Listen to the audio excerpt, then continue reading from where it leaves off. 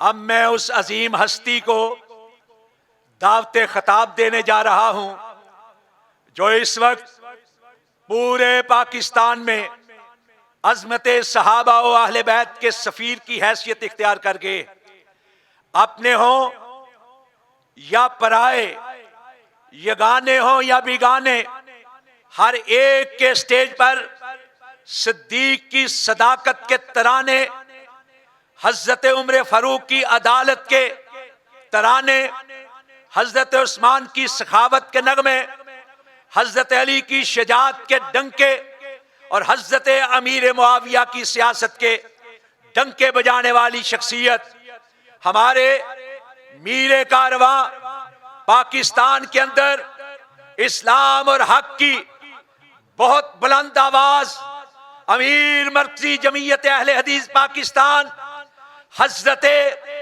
Professor Sajid Mir हाफिज़हुल्लाह इंशाअल्लाह अज़ीज वो इस मौजू का हक अदा करेंगे। मैं नहायत अदब के साथ उनसे गुजारिश कर रहा हूं कि वो अपने मखसूस अंदाज में इल्म फजल की बरखा बरसाते हुए अजमत सहाबा व अहले बैत के मौजू पर हम सब से हम कलाम हो। जनाबे अमीर मोहतरम। हमारा अमीर तुम्हारा अमीर, नारे तकबीर, अजमत सहाबा, हर सहाबिये नबी, पूरे यकीन से कहिए जन्नती जन्नती, हर सहाबिये नबी, हर सहाबिये नबी, अजमत सहाबा पर जान भी कुर्बान है, अजमत सहाबा पर, हुर्मत रसूल पर। अल्हम्दुलिल्लाह रब्बिल आलमीन वस्सलातु वस्सलामु अला सय्यदिल अंबिया वल मुरसलीन सय्यदना व नबीना मुहम्मद व अला आलिहि व सहबिहि अजमाइन। अम्मा बाद फ़अऊज़ु बिल्लाहि मिनश शैतानिर रजीम। इन्ना अरसलनाका शाहिदन व मुबश्शिरन व नज़ीरा लितुमिनु बिल्लाहि व रसूलिही व तुअज़्ज़िरूहु व तुवक्किरूहु व तुसब्बिहूहु बुक्रतन व असीला।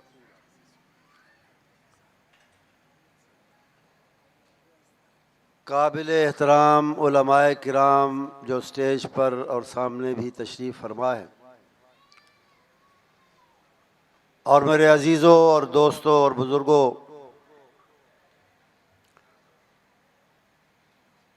अजीज़ मुकर्रम राना मोहम्मद शफीक साहब ने अभी मेरे बारे में कहा कि मौजू का हक अदा करेंगे। मौजू का हक तो वो खुद अदा कर चुके हैं।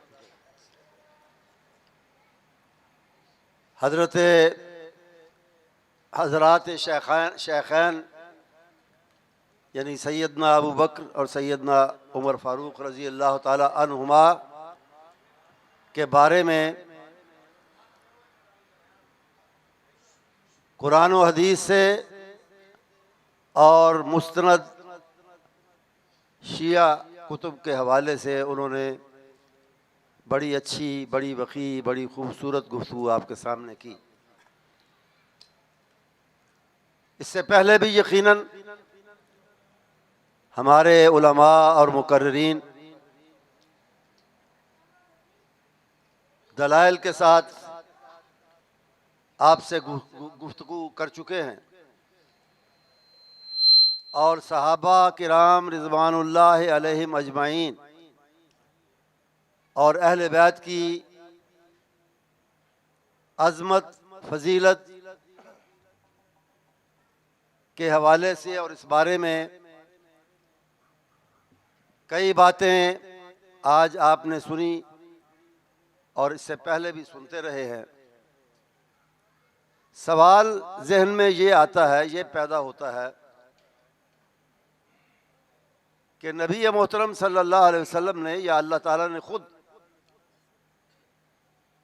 सहाबा की जो फजीलत और जो मकाम और जो अज़मत बयान की है, रज़ी अल्लाह अन्हुम व रज़ू अन्हु, कहा है कि अल्लाह उनसे राज़ी, वो अल्लाह से राज़ी, जिनके बारे में उसने कहा कि वलाकिन्नल्लाह हब्बब इलैकुमुल ईमान व ज़य्यनहु फ़ी क़ुलूबिकुम व कर्रहा इलैकुमुल कुफ़्र वल फ़ुसूक़ वल इस्यान उलाइका हुमुर राशिदून। उनको रुश्द व हिदायत वाले कहा और ये फरमाया कि अल्लाह ताला ने उनके लिए ईमान को, इस्लाम को, दीन को, नबी मोहतरम सल्लल्लाहु अलैहि वसल्लम के आखिरी नबी के लाए हुए दीन को उनके दिलों में बड़ा मकाम दे दिया है और बड़ा प्यारा बना दिया है। और अल्लाह रसूल की नाफरमानी, मिल्लत से अलहदगी और इंशिकाक, इसको उनके लिए काबिल नफरत बना दिया है। और फिर अल्लाह ने सहाबा को हमारे लिए और क़यामत तक आने वाले सब लोगों के लिए ईमान का गज जिससे कपड़ा नापते हैं, ईमान की कसौटी और ईमान का मेयार बनाया कि इस तरह का, उतना क्वालिटी में उतना मुकम्मल नहीं तो ना सही, वो तो बड़ा मुश्किल है क्वालिटी में उन जैसा ईमान हासिल करना, लेकिन उसका नमूना वही है ईमान का। फ़इन आमनु बेमिस्ल मा आमनतुम बिही फ़क़द इहतदौ। दुनिया के लोग क़यामत तक हिदायत पाना चाहेंगे तो उनके लिए हिदायत का और ईमान का नमूना सहाबा है। और बहुत से फ़ज़ाइल अभी आप सुन रहे थे कि सहाबी तो सहाबी को देखने वाले ताबई तक की बख्शिश की नवीद और खुशखबरी अल्लाह के रसूल सल्लल्लाहु अलैहि वसल्लम ने दी है और फरमाई है। तो इन सब फजीलतों की वजह क्या है बुनियादी, किस वजह से उन्हें ये मकाम, ये अज़मत, ये फजीलत हासिल हुई? किसी को भी जो फजीलत, जो मकाम मिलता है या मिलेगा जन्नत में, आखिरत में, वो अल्लाह की अता है, अल्लाह का फजल है। लेकिन अल्लाह के फजल को मुतवज्जे करने के लिए, उसको हासिल करने के लिए अल्लाह ने अमल को, ईमान के साथ और ईमान के बाद अमल को एक जरिया और वास्ता बनाया है। अल्लाह उसके बगैर भी फजल कर सकता है। मोमिन पर ईमान होना चाहिए, वो तो शर्त है, लेकिन अमल के बगैर भी फजल कर सकता है जिस पे चाहे। लेकिन आम तौर पे उसका फजल जो होता है या होगा वो अमल पर उसका दारो मदार है और अमल के हवाले से होता है। तो वो कौन से अमाल हैं, कौन सी बातें हैं, कौन सी खुसूसियात हैं जिनकी वजह से अल्लाह ताला ने उनको ये फजीलतें, ये मकाम, ये दर्जात अता फरमाए दुनिया में और आखिरत में। ये एक अहम सवाल है बुनियादी, कौन से बताए। और इसमें इस हवाले से इस मकाम पर यह भी याद रखें कि मकाम और दर्जे और फजीलतें भी वही देता है और उन्हें हासिल करने के लिए तौफीक भी वही देता है।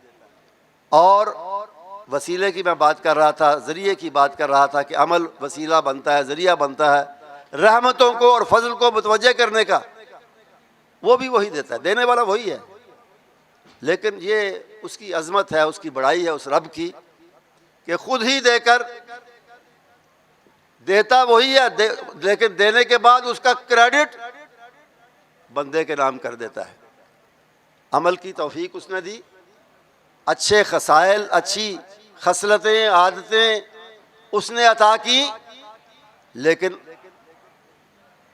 उनके हामिल को, उनके करने वाले को सवाब भी अपनी तरफ से वो दे देता है। तो दूसरे लफ्ज़ों में मेरा सवाल ये है कि अल्लाह ताला ने सहाबा को वो कौन सी अच्छी खसलतें, आदतें और चीज़ें अमल के हवाले से अता की थी कि जिनके जिनकी वजह से फिर उसने ये चीज़ें अता करने के साथ उनको फजीलतें और मकाम भी अता फरमा दिए। ये है सवाल। और इस सवाल का जवाब कुरान पाक की 26वें पारे की सूरा अल-फथ उसकी इन आयात में है जो अभी मैंने आपके सामने पढ़ने की, तिलावत करने की सआदत हासिल की थी कि इन्ना अरसलना का शाहिदं व मुबश्शिरं व नज़ीरा। ए नबी, हमने आपको भेजा है गवाह बनाकर। गवाह किस चीज़ का? अपनी हस्ती का, अपनी तौहीद का, मरने के बाद जी उठने का, दोबारा हश्र का, क़यामत के बर्पा होने का, जन्नत का, दोज़ख का, और इस दुनिया में रसूल आने और फरिश्ते आने और किताबें आने का, इन सब चीज़ों का गवाह हमने आपको बना के भेजा है। वह मुबश्शिरन, और खुशखबरियाँ देने वाला, अच्छे काम करने वालों को जन्नत की, अल्लाह की रहमत की, निजात की खुशखबरियाँ देने वाला। वह नज़ीरा, और बुरे काम करने वालों को बुरे कामों से, बदअमली से, बदअकीदगी से और उसके नताइज से डराने वाला बना के भेजा है। ये तो हुई आप के मनसब नबुव्वत के हवाले से अल्लाह का इरशाद। इसमें निशानदेही है इस आयत में कि आपने नबुव्वत पाने के बाद करना क्या था और क्या किया, क्या क्या ड्यूटियां अंजाम दी। शाहिद बने, मुबश्शिर बने, नज़ीर बने। इसकी तफसील में हम नहीं जाते इस वक्त। और आपको रसूल बना के ये ड्यूटियां, ये मनासिब दे के भेजने का मकसद क्या है? मकसद अगली आयत में, लितुमिनु बिल्लाहि व रसूलिही व तुअज़्ज़िरूहु व तुवक्किरूहु। मकसद ये है कि लोगों, तमाम इंसानों, क्योंकि आपका आना हैसियत रसूल नबी के सब लोगों के लिए है। वमा अरसलनाका इल्ला काफ़तल लिन्नास बशीरन व नज़ीरा। आपकी ड्यूटी तो हुई वो, हमारी ड्यूटी क्या है आपके आने के बाद? लोगों की ड्यूटी क्या है? लितुमिनु बिल्लाहि व रसूलिही। सबसे पहले हम आपकी जो शहादतें हैं, गवाहियाँ हैं, वही जो जिनका मैंने जिक्र किया, अल्लाह की हस्ती, तौहीद, आखिरत वगैरह वगैरह, आपकी इस गवाही को तस्लीम करें कि आप सच्चे गवाह हैं। आपकी सच्ची गवाही को तस्लीम करके उस पर ईमान लाएं, यकीन करें। पहली ड्यूटी हमारी ये है, उम्मत की ड्यूटी या इंसानियत की ड्यूटी ये है। अल्लाह पर और उसके रसूल पर ईमान लाना, ये आपके नबी होकर आने का पहला तकाजा है हमसे। और दूसरी दो क्या है? व तुअज़्ज़िरूहु व तुवक्किरूहु। आपकी तौकीर, आपकी इज्जत, आपकी हुर्मत अपने दिलो दिमाग में कायम करें और आपके साथी बने, दीन को फैलाने में, दीन पर अमल करने में आपके दस्तोबाजू बने, मदद करें।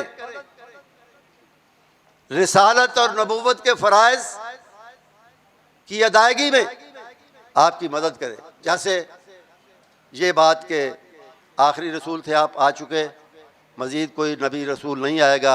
हज़रत ईसा बन के आएंगे तो वो भी आपके उम्मती बन के आएंगे, लेकिन ये कार नबुव्वत जो है, नबुव्वत ख़त्म, रिसालत आप पे ख़त्म, लेकिन कार नबुव्वत, कार रिसालत, नबुव्वत और रिसालत का जो काम है वो क्या है? तबलीग, दीन दूसरों तक पहुँचाना। या अय्युहर रसूल बल्लिग मा उन्ज़िला इलैका मिर रब्बिक कुल हाज़िही सबीली अदउ इलल्लाह। अल्लाह की तरफ, उसके दीन की तरफ बुलाना, ये अब हमने करना है, आपने करना है, सारी उम्मत ने करना है। ये है तुअज़्ज़िरूहु, उसका एक हिस्सा कि कार नबुव्वत की अंजाम दही में आखिरी नबी के यहाँ दुनिया से चले जाने के बाद वो काम हमारे सुपुर्द है हमने करना है, ये भी तवज़्ज़ुर का एक हिस्सा है। लेकिन दूसरा हिस्सा क्या है, उसका जिक्र बाद में मैं करूँगा। तो सहाबा ने, हम सब की ये ड्यूटी है, ये जो बयान की गई ना, ईमान लाना अल्लाह रसूल पर और आपकी तौकीर करना, आपकी तौकीर और अज़मत को दिल में बिठाना, और तीसरा दीन की और आपकी मदद करना दीनी हवाले से, ये सब की ड्यूटी है। लेकिन बदरजा अतम और सही और कामिल और पूरे तरीके से पूरी उम्मत में अगर किसी ने ये ड्यूटियां अंजाम दी हैं तो वो सहाबा किराम हैं रिज़वानुल्लाह अलैहिम अजमईन। और यही उनकी फजीलत की, उनके मकाम की, उनकी अज़मत की और उनकी जो खूबियाँ बयान हुई हैं, और वो जिस तरह उनको जन्नती और अल्लाह के मंजूर और करीब और उसके प्यारे अफराद जिस वजह से करार दिया गया है, वो ये खूबियाँ हैं।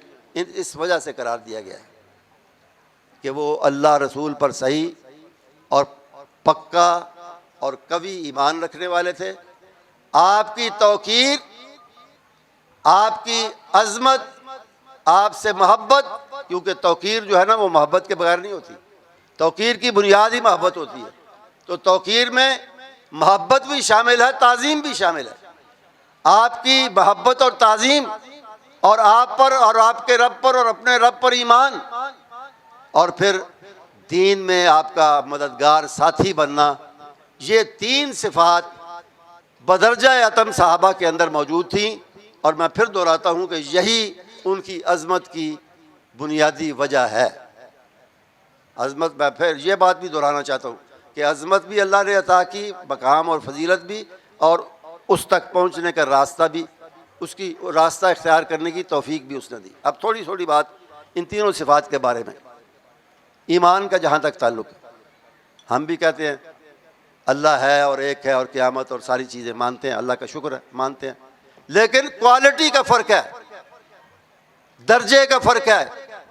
जिस तरह, जिस दर्जे में और जिस यकीन के साथ, जिसे कुरान ने कहा है सुम्मा लम यरताबू, कि फिर शक का कोई कांटा दिल में ना फंसा रह जाए, इतना यकीन हो कि कोई कांटा दिल में मौजूद ना हो, ज़रा सा शक भी मौजूद ना हो कि जो अल्लाह के रसूल ने गवाहियाँ दी हैं, जो बातें की हैं, वो सारी की सारी सच है और मुकम्मल तौर पे सच है।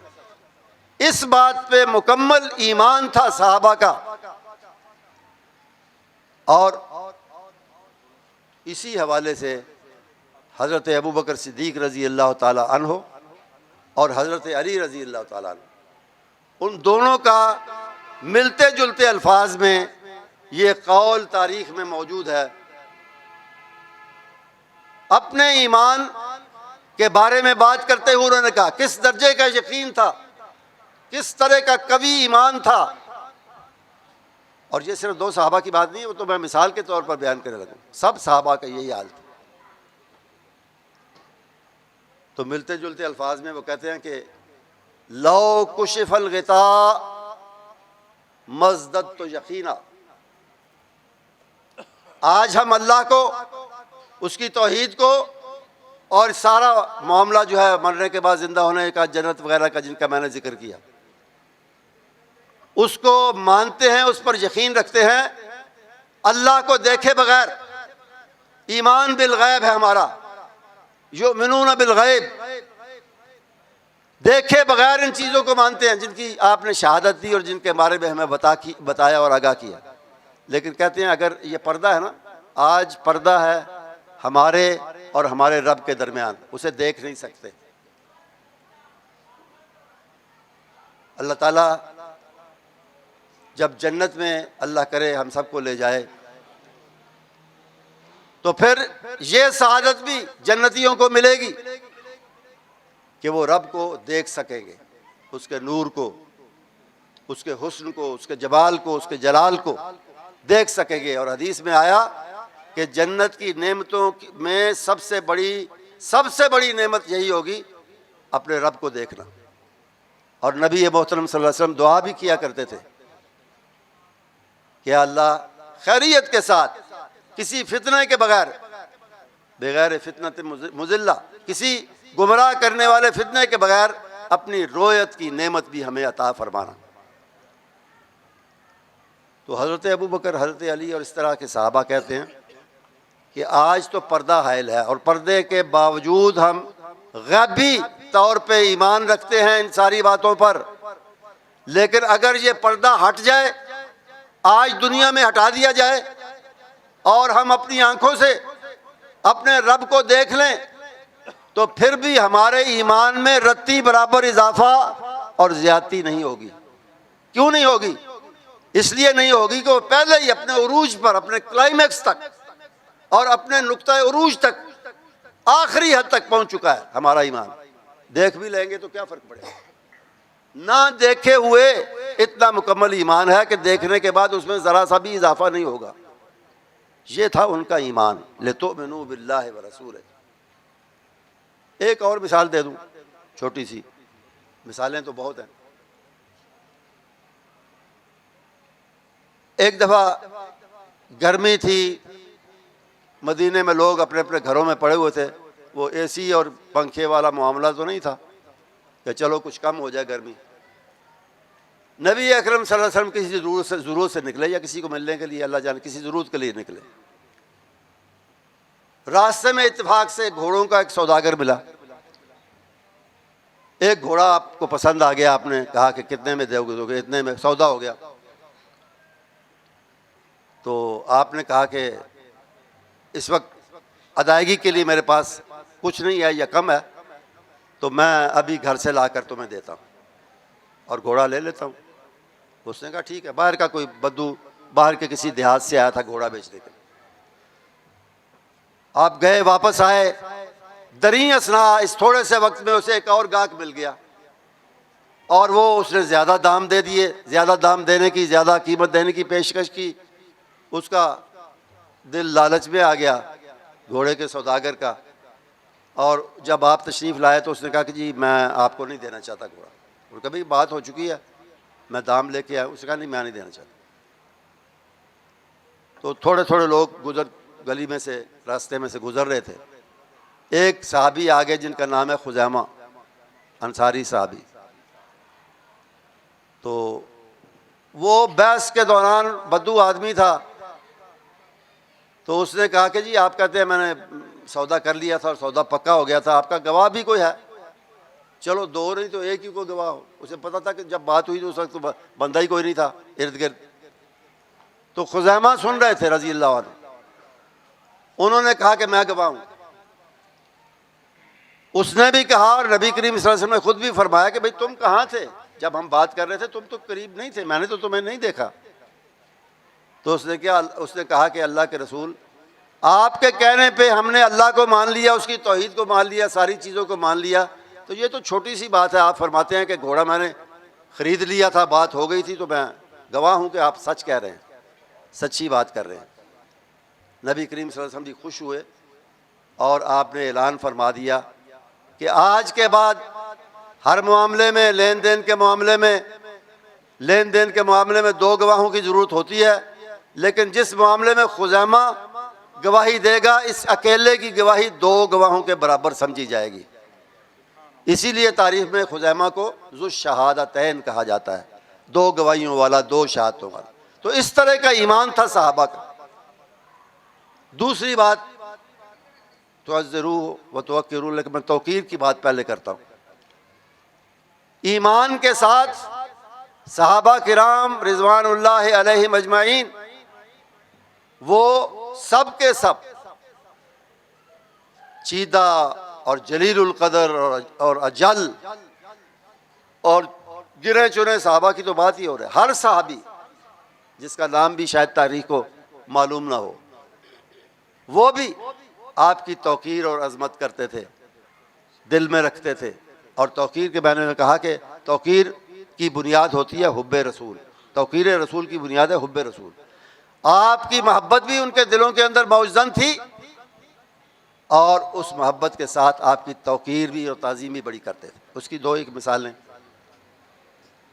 आपने सुना होगा उलमाए किराम से कि सुलह हुदैबिया हुई, सुलह के ज़माने में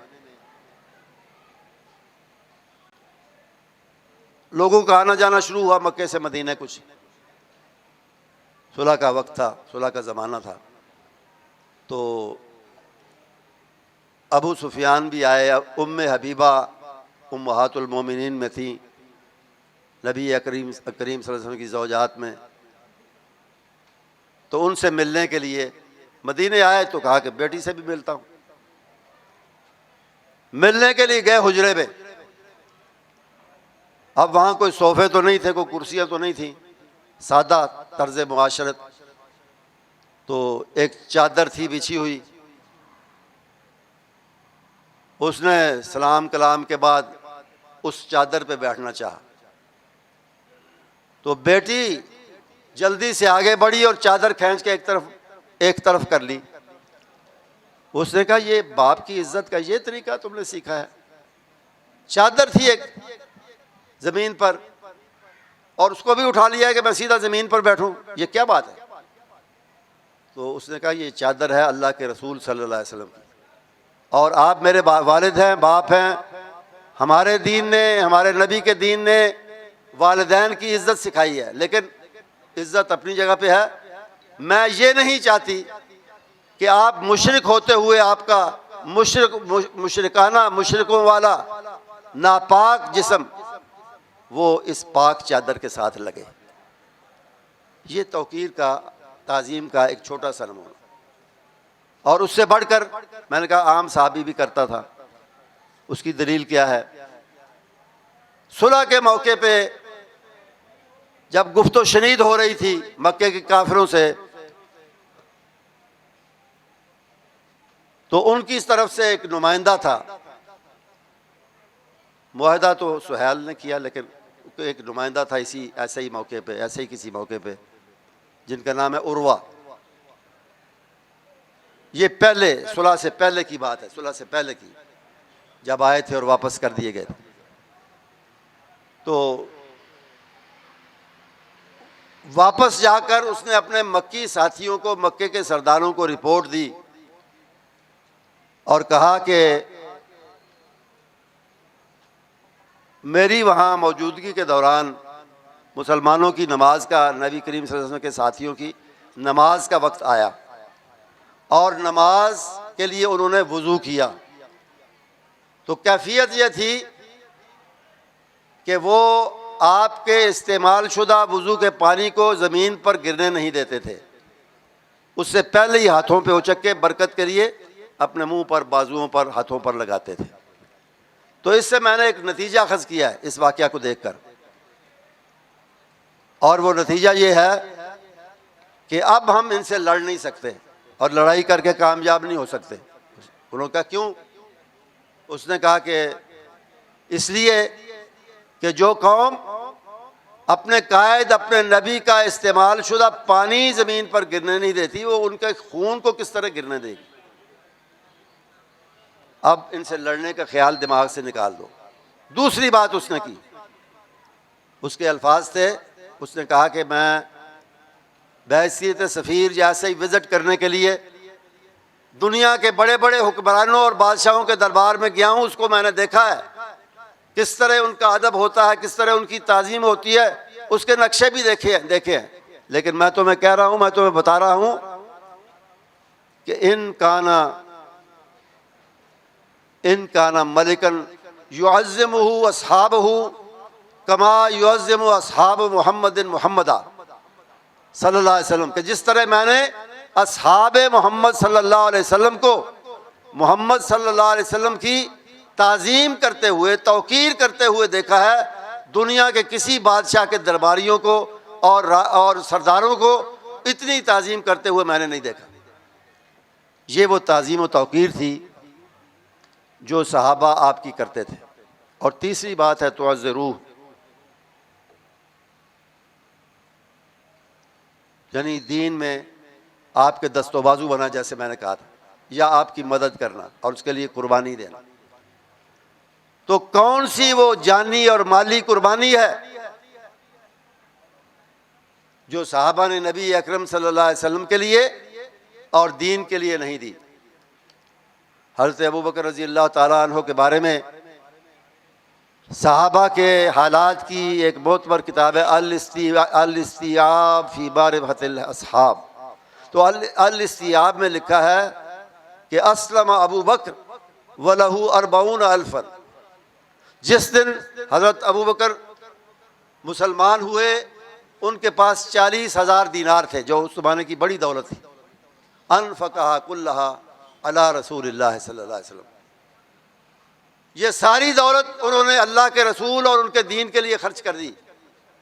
तफसील में लिखा है कि 35,000 दीनार मक्की ज़िंदगी में हिजरत से पहले ग़ुलामों को आज़ाद कराने के लिए हज़रत बिलाल जैसे लोगों को, या दूसरी दीनी मदाद पर, या हिजरत के सफ़र की तैयारी के लिए 35,000 तो मक्के में खर्च कर चुके थे। जो 5,000 बचे थे वो मदीने में आकर रसूल अकरम सल्लल्लाहु अलैहि वसल्लम ने एक किताए ज़मीन पसंद किया मस्जिद की तामीर के लिए। पता चला ये 2 यतीमों की मिल्कियत है, यतीम भाइयों की, छोटी उम्र के यतीम भाई, उनकी मिल्कियत है। आपने उनको बुलाया और कहा कि इसकी क्या कीमत लोगे? उन्होंने कहा कि ये बहुत महंगी है, बहुत कीमती है, इसकी कीमत बहुत ज़्यादा है।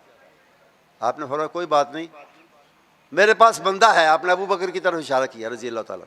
मेरे पास बंदा है जो इसकी रकम दे सकता है, जो भी तुम मांगो।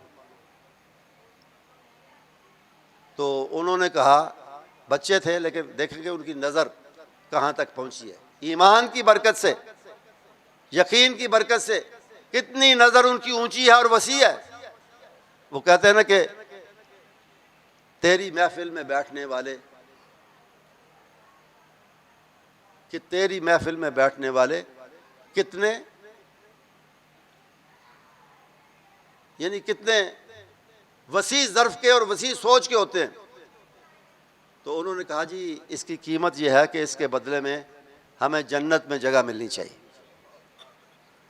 तो आपने फरमाया इंशाअल्लाह इंशाअल्लाह वो भी मिलेगी, लेकिन कीमत भी, तुम यतीम हो, कीमत भी तुम्हें लेनी पड़ेगी। तो वो कीमत हज़रत अबू बकर ने दी। वो 5,000 भी गए, खाली हाथ हो गए। और दूसरी मरतबा जंग तबूक पर हुए, वो मशहूर वाक़या है कि सब लोग, आपने कहा कि भाई लाओ जो ला सकते हो, अल्लाह के रास्ते में खर्च करो, जिहाद का मौका है और मुश्किल वक्त है। तो सब लोग लेकर आए। वही वाक़या है ना जिसमें हज़रत उमर के बारे में आता है कि वो आधा माल लेकर आए। और अबू बकर ने क्या किया? वो इकबाल कहता है कि इतने में वो रफ़ीक नबूवत भी आ गया, इतने में वो रफ़ीक नबूवत भी आ गया है, जिससे बिनाए इश्क व मोहब्बत है, जिससे बिनाए इश्क व मोहब्बत है इस्तेवार। हमारे भाभी इश्क नहीं कहने देते, पता नहीं, लेकिन वो इश्क तो नहीं है, इसका मतलब है मोहब्बत की वफूर और ज़्यादती। ले आया अपने साथ वो मर्द वफा शियार, रफ़ीक नबूवत और मर्द वफा शियार, गौर करें इन अल्फाज में। ले आया अपने साथ वो मर्द वफा शियार, हर चीज़ जिसका चश्मे जहाँ में है एतबार।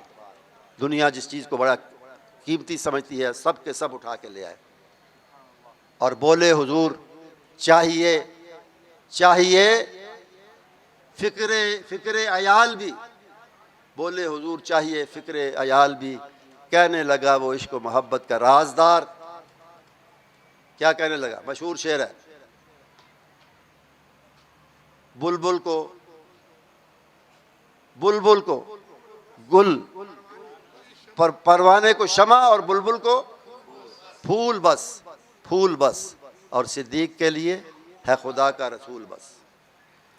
तो बहरहाल, और इसी हवाले से नबी मोहतरम सल्लल्लाहु अलैहि वसल्लम ने फरमाया था कि इन्ना अमन नास अलैया बिमालिही व सोहबतिही अबू बकर। जिस शख्स ने अपने साथ और अपनी रिफाकत और तवज्जुह पर अमल करते हुए, अपने साथ और अपनी रिफाकत के साथ और अपने माल के साथ जिस शख्स के सबसे ज़्यादा एहसानात हैं मुझ पर, एहसानात, वो अबू बकर है। अल्लाह आपके बारे में कहता है कि लक़द मन्नल्लाहु अलल मुमिनीन अल्लाह ताला ने तुम्हें ये नबी अता करके तुम पर बड़ा एहसान किया है। और मोहसिन इंसानियत, जिनको अल्लाह ने मोहसिन उम्मत और मोहसिन इंसानियत बनाया है, वो कहते हैं कि मैं तुम्हारा मोहसिन हूँ, लेकिन मेरा मोहसिन अबू बकर है। अमन ना से बर मौलाए माँ कलीम अव्वल सीनाए माँ हिम्मत ऊ। एक मिसरा बड़ा अजीब लिखा है इकबाल ने, वो आगे आ रहा है। हिम्मत ऊ चूद उम्मत मिसले अब्र। उनकी हिम्मत, ईमानी हिम्मत, ताकत और उनके जिस तरह उन्होंने अल्लाह के रसूल के मिशन की मदद की, वो उम्मत के लिए एक समर लाने वाला, रौनक लाने वाली बारिश साबित हुई। हिम्मत ऊ दर्द उम्मत मिसले किश्त। खेती जिस तरह फलती फूलती है अब्र से, बारिश से, इस तरह अबू बकर के खर्च करने ने, अबू बकर के रिफाकत ने, उनके तोज़े रूहों पर अमल करने ने इस उम्मत को एक लहलहाती फसल में तब्दील किया।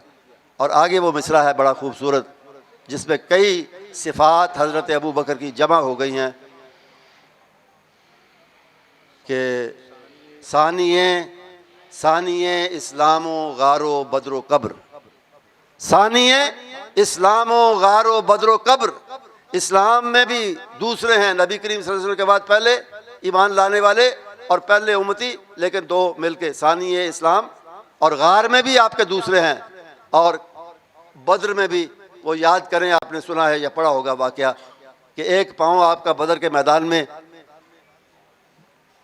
जंग में होता था, और एक कदम उस अरीश और झोंपड़े की तरफ होता था जिसमें आप अल्लाह से रो रो के दुआएं मांग रहे थे।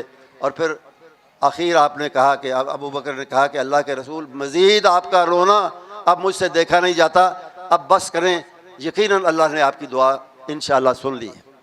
तो वो उसका नक्शा है कि सानिए इस्लामो गारो बदरो कब्र। बात दूसरी तरफ ज़रा निकल गई, मैं बात कर रहा था, और इसमें भी वो तोज़े रूह वाली बात तो आई है, लेकिन उसकी एक दो मिसालें कि जिस तरह जाहदू बे अम्वालिहिम व अनफुसिहिम वाली कैफियत, उसके साथ साहबा ने जिस तरह मदद की आपकी और आपके लाए हुए मिशन की, दीन की। हज़रत उस्मान की मिसाल ले लें रज़ी अल्लाह ताला अन्हु। इसी जंग तबूक के मौके पे आपने फरमाया कि भाई करो, इस्लाम की मदद करो, दीन की मदद करो।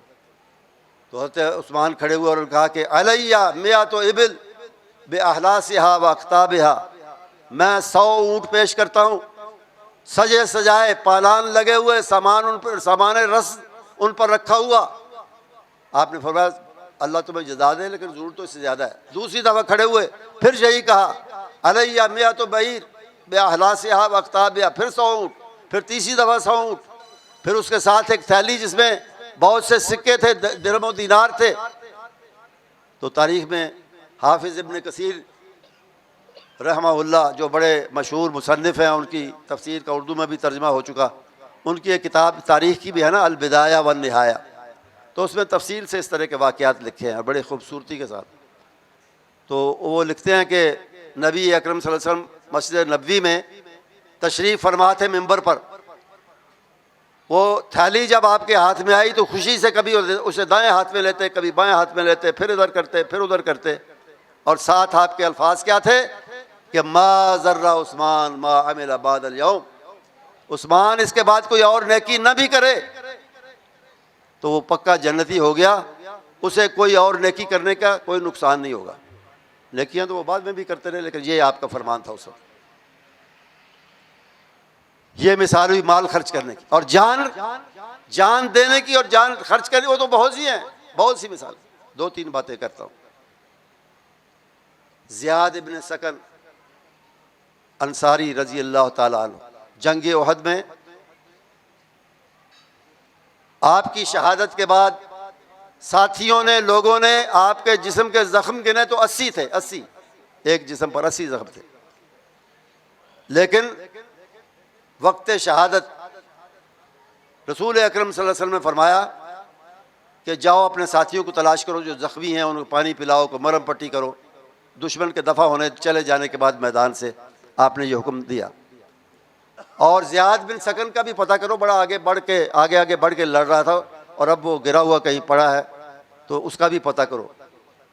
और मेरी तरफ से पूछना कि कैफ़ तजिदो का क्या हाल है तुम्हारा, मेरी तरफ से उसका हाल पूछना जाओगे तो, अगर ज़िंदा हुआ तो। साहबा गए, जाके देखा वो 80 ज़ख्म लेके पड़े थे खाक पे और आखिरी वक्त था। तो उन्होंने, अल्लाह के रसूल का फरमान था, इकरा हो मिन्न सलाम, मेरा सलाम उसे देना और उसका हाल पूछना। तो उन्होंने सलाम दिया और कहा कि कैफ़ तजिदो का क्या हाल है। तो उसने कहा कि अजदो रीहल जन्ना, मेरा हाल ये है कि शहादत के दरवाजे से गुजरने से पहले ही मुझे जन्नत की खुशबू आ रही है। ये उनकी कुर्बानियाँ थी। और इसी जंग पर जाने से पहले साद और खैसमा, 2 बाप और बेटे, मदीने में आपस में तकरार कर रहे थे। बेटा कहता है मैं जवान हूँ, मैं जाऊँगा इस जंग पे, आप घर रहें। बाप कहता है कि मेरी उम्र ख़त्म होने वाली है, शहादत मुझे मिल जाए तो ज़्यादा बेहतर है, तुम अभी गुजारो अपनी उम्र, तुम जवान हो, तुम यहाँ रहो, मैं जाता हूँ। बात तय ना हो सकी। तारीख़ में लिखा है कि उन्होंने कुरा डाला, पर्चियाँ डाली कि जिसके नाम की पर्ची निकलेगी वो जाएगा। कोई जायदाद तो तकसीम नहीं कर रहे, कोई दुनिया तो आपस में नहीं बांट रहे। शहादत के लिए कि शहादत का मौका किसको मिलता है, पर्चियाँ डालते हैं। तो बेटे की निकलती है, वो खुश हो जाता है, बाप को मानना पड़ता है, वो जाता है और शहीद होता है। और फिर तारीख़ में लिखा है कि वो ख्वाब में मिला। ख्वाब की बातें कोई हुज्जत नहीं होती, लेकिन वो बात को मुकम्मल करने के लिए कर रहा हूँ मैं बात। तो ख्वाब में बाप को मिला, बागों में था, जन्नतों में था। तो उसने कहा कि अब्बा, मैं जिस रास्ते से आया हूँ जहाँ जन्नत तक, आप भी उसी रास्ते को इख्तियार करने की कोशिश करें, जिहाद के और शहादत के रास्ते को। तो ये वो लोग थे जिन्होंने कुर्बानियाँ दी और दीन की वो जो बात तोज़्ज़े रूह वाली है उसको उन्होंने अमली जामा पहनाया। और बहुत सी मिसालें आप जानते ही हैं। एक साहबी इसी जंग में दीवानाबाद, बस दुश्मनों की परवाह न करते हुए आगे जा रहे थे, आगे खतरे के मकाम पर। तो दूसरे एक साहबी ने उनको रोका कि उधर आगे जाने की ज़रूरत नहीं है, यहीं जो हो सकता है करो, आगे ज़्यादा मुश्किल मकाम है और ख़तरा है। सलमा था उसका नाम, रोकने वाले। तो इन्होंने कहा कि या सलमा, इन कुंत तुमिनु बिल्लाहि वल यौमिल आखिर फला तहुल बैनी व बैनल जन्नह। सलमा हट जाओ, सलमा बिन अकवा हट जाओ मेरे रास्ते से। अगर तुम अल्लाह और यौम आखिर पर, क़यामत पर यकीन रखते हो, इनको मानते हो, तो मेरे और जन्नत के दरमियान हायल होने की कोशिश न करो। ये जज्बा था उनका दीन की मदद का, तोज़्ज़े रूह का। और बहुत सी मिसालें वो भी थे जो खजूरें खा रहे थे मैदान जंग में। तो जब दुश्मन के हल्ले और हमले बढ़े तो उन्होंने खजूरें फेंकी। उन्होंने कहा कि खजूरें ख़त्म होने से पहले मैं जन्नत में जाना चाहता हूँ, खजूरें ख़त्म होने से पहले मैं जन्नत में जाना चाहता हूँ, छोड़ो इन खजूरों, चलो और चल के लड़ते हुए मर जाओ और अल्लाह के बारगाह में सुरखरू हो जाओ। तो ये जज्बा ईमान का, और ईमान के साथ तौक़ीर और ताज़ीम रसूल का सल्लल्लाहु अलैहि वसल्लम, और उसके बाद आपके दस्तो बाजू बनने का, अपनी माल और अपनी जान से दीन के लिए कुर्बानियाँ देने का। ये वो बुनियादी 3 सिफ़ात हैं सहाबा की, जिनकी वजह से अल्लाह ताला ने उनको वो अज़मतें, वो रफ़तें, वो बुलंदियाँ अता फ़रमाई, जिनका आज हम तज़किरा कर रहे हैं। अल्लाह ताला हमें हमारे दिलों में अपने रसूल मकबूल सल्लल्लाहु अलैहि वसल्लम और उनके पाकबाज़ साथियों की मोहब्बत पैदा फ़रमाए और कायम रखे। व आखिर दावाना अल्हम्दुलिल्लाहि रब्बिल आलमीन।